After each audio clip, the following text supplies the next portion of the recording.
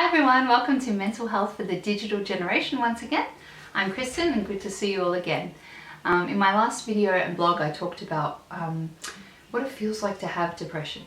And in this video I want to talk about some ways that you can help a loved one going through depression. How do you deal with somebody going through this if you've never been through it yourself? And I think the problem with the word depression is that people throw it around a lot. You know, they say he's depressed, I'm depressed, I'm feeling depressed about this thing, and they're not actually talking about clinical depression. But if you have somebody who's really going through depression, it's very important that you deal with them in a really supportive and compassionate way, because this will help their recovery. Your initial response might be like, oh, what's wrong? What happened to them? Why are they depressed?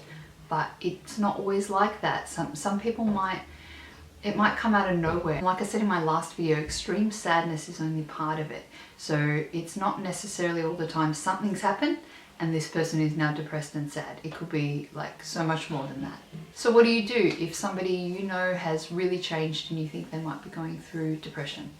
I'd research it as much as you can. Find out what the common signs and symptoms are, and if your loved one is showing these, I'd encourage them to get help as soon as possible. They can see that they are changing around the people that they love and they feel like a burden. So I think always, always, always the best approach is to be compassionate to those going through depression. In my experience, the tough love approach doesn't really work. I know that if you are really depressed and then somebody's pushing you and doing the tough love approach and you know, saying that you need to pull yourself out of it, it's really, really hard to deal with that, and it can make you feel even worse. So of course you want to help, and you might feel helpless at times and you don't know what to do, and that can make you frustrated, and that's totally understandable. But I would advise to help someone with really tiny steps. Okay, so if you can see that this person isn't making progress and to you it seems like they're not helping themselves, I would encourage them in a really compassionate way to take small steps and give them that little push. You've got to help somebody, you've got to push them a little bit. Like, I'm not saying to just leave them and let them work it out for themselves, because they can't. When you're really, really depressed, you really need that support. You cannot do it on your own.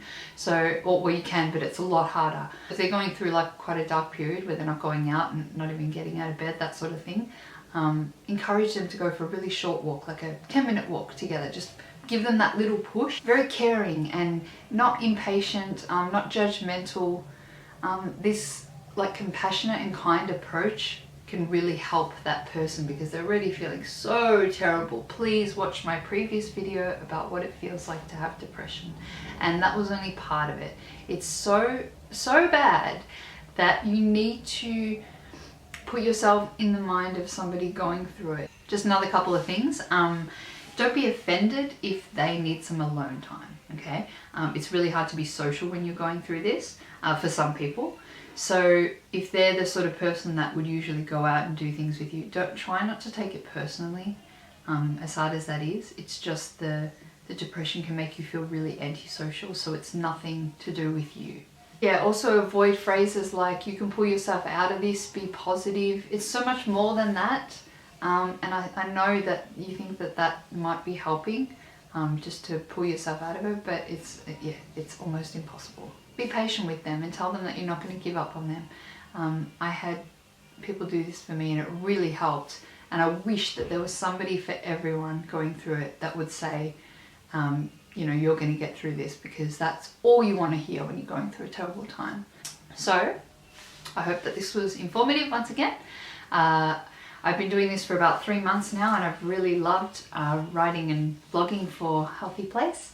I hope you've enjoyed the videos, and I look forward to seeing you next time.